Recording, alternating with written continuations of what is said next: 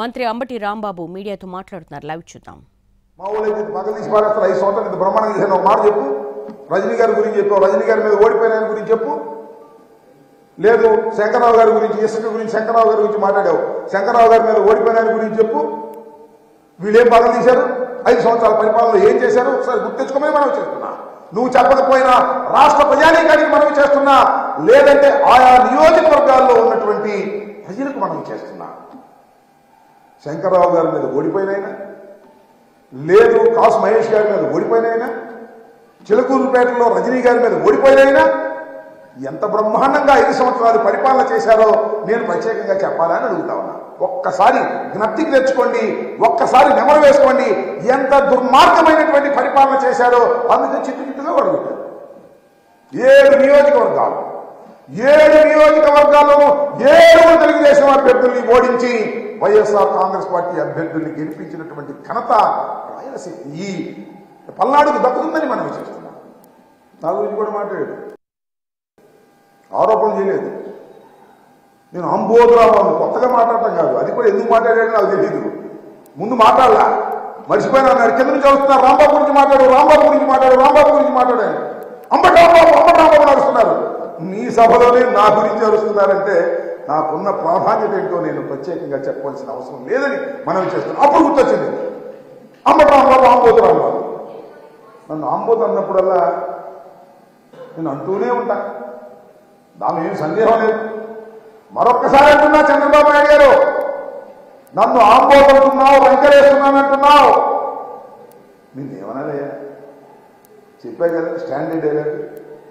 ఆంబోతులకు ఆవుల్ని సప్లై చేసి రాజకీయంగా ఎదిగినటువంటి వ్యక్తివి నారా చంద్రబాబు నాయుడు గారు, గుర్తుపెట్టుకోమని మనం చేస్తున్నా. ఇలా పదే పదే ఆంబోత్ అంటే ఏ ఆంబోతుకు ఏ ఆవుని సప్లై చేసావో కూడా చిట్టా తీస్తా జాగ్రత్తని మనం చేస్తున్నా. అది కూడా చేసి అడ్రస్తో సహా చెప్తే నువ్వు మళ్ళా ఏడవలసి వస్తున్నాయా చంద్రబాబు నాయుడు గారు? మాట్లాడేటప్పుడు కాస్త నాలికని కంట్రోల్ చేసుకుని మాట్లాడు. అనుభవం ఉన్నటువంటి వ్యక్తివి కదా, 40 సంవత్సరాల రాజకీయ జీవితాన్ని ఉంది నీకు, 14 సంవత్సరాలు ముఖ్యమంత్రిగా ఉన్నావు. నా గురించి మాట్లాడేటప్పుడు మైండ్ యువర్ కంట్రోల్, మైండ్ పెట్టుకుని మాట్లాడాల్సినటువంటి అవసరం ఉంటుంది.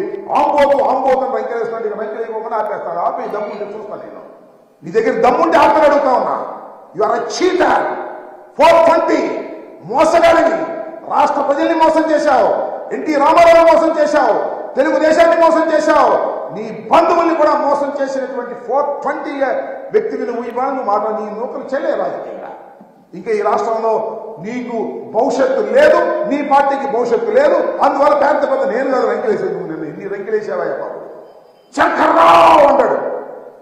తమ్ముళ్ళు శంకర్రావు వరుసగా కాజేస్తున్నాడు, శంకర్ వరుసగా చేస్తున్నాడా? ఏం పోయేగానే వచ్చిందని నాకు అర్థం కాలేదు. ఇలాంటి తప్పుడు ఆరోపణ చేసేటటువంటి కార్యక్రమాన్ని నువ్వు చేస్తున్నావు. ఇది మంచిది కాదని కూడా ఈ సందర్భంగా నేను మనవి చేస్తున్నాను. నువ్వు చాలా సందర్భాల్లో చాలా విషయాలు మాట్లాడావు, ఇప్పుడు కూడా అదే విషయాలు మాట్లాడుతూ ఉన్నావు. ఏమిటంటే కోట్ల శివప్రసాద్ గురించి మాట్లాడారు. సరే, ఆయన నా మీద పోటీ చేసి ఒకసారి గెలిచాడు, రెండవసారి అందరితో పాటు ఏరుగురితో పాటు ఆయన ఓడిపోయాడు. ఎస్, ఇక్కడ నేను మనవి చేస్తున్నా రాష్ట్ర ప్రజానీకాన్ని, పలనాడు ప్రజానీకాన్ని మనస్ఫూర్తిగా అడుగుతున్నా.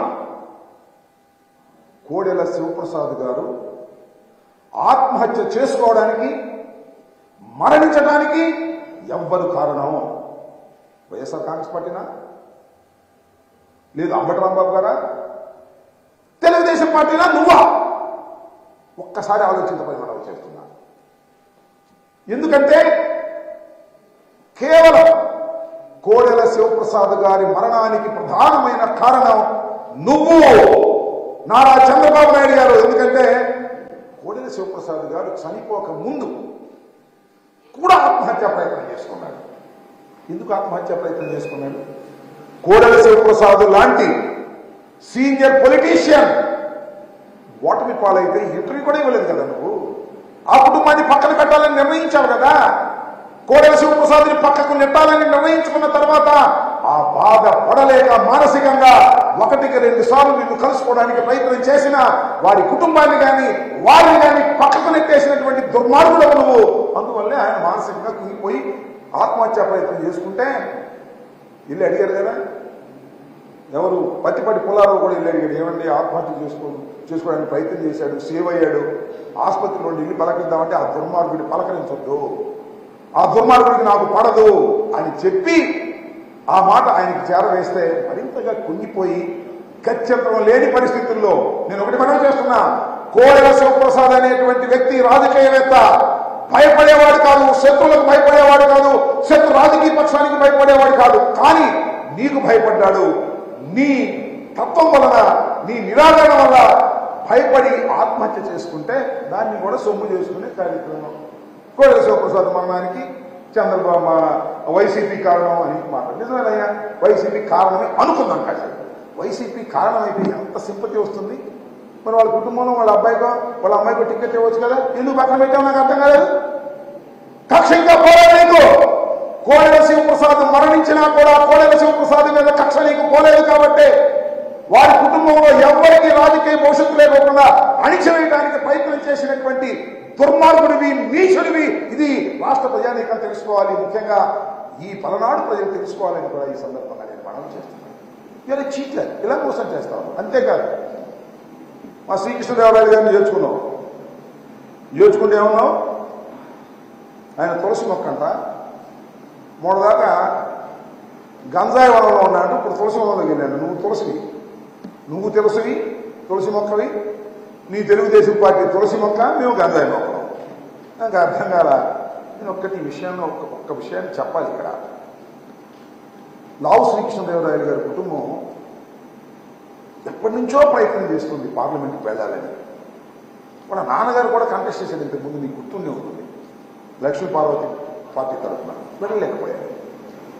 తెలుగుదేశం టికెట్ ట్రై చేశాడేమో తెలియదు. ఎన్నో సంవత్సరాల నుంచి, ఎన్నో దశాబ్దాల నుంచి పార్లమెంటుకు వెళ్లాలని శ్రీకృష్ణదేవరాయలు గారి తండ్రి శ్రీకృష్ణదేవరాయలు గారు ప్రయత్నం చేస్తే ఆ ఛాన్స్ అంటూ వచ్చింది ఒక్క జగన్మోహన్ రెడ్డి గారి వల్ల. లావు శ్రీకృష్ణదేవరాయలు గారు యంగ్స్టర్ పలనాడు నుంచి గుంటూరులో నిలబడతానని చెప్పి గుంటూరులో నిలబడినా పలనాడు తీసుకొచ్చి పలనాడులో గెలిపించినటువంటి ఘనత జగన్మోహన్ రెడ్డి గారికి దక్కుతుంది. అలా జగన్మోహన్ రెడ్డి గారి ఆశీస్సులతో గెలిచి ఇవాళ తెలుగుదేశం వెళ్ళాడు. ఆయన ఇష్టం, నేనేం కాదు. ఎందుకు వెళ్ళాడు అంటున్నా, దాని నేపథ్యం ఏమిటి అంటున్నా. ఇక్కడ 7 నియోజకవర్గాలు ఉన్నాయి. 7 నియోజకవర్గాలు ఓసీకి ఇచ్చారు, ఒకటి కూడా రిజర్వేషన్ లేదు.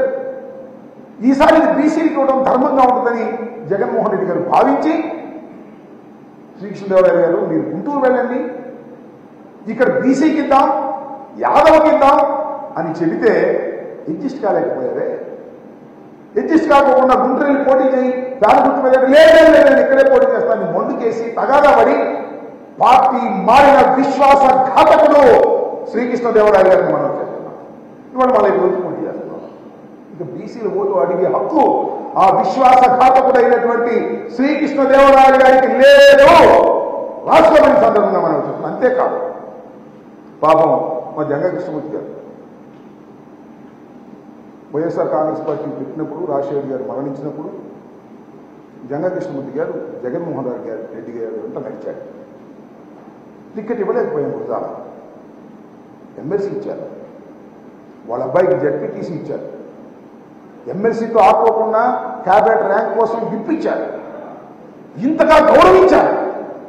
అలా గౌరవించిన జంగా కృష్ణమూర్తి మనస్తత్వాన్ని కూడా విషపూరితం చేసి నువ్వు పార్టీ నుంచి తీసుకెళ్ళడానికి ప్రయత్నం చేశావు.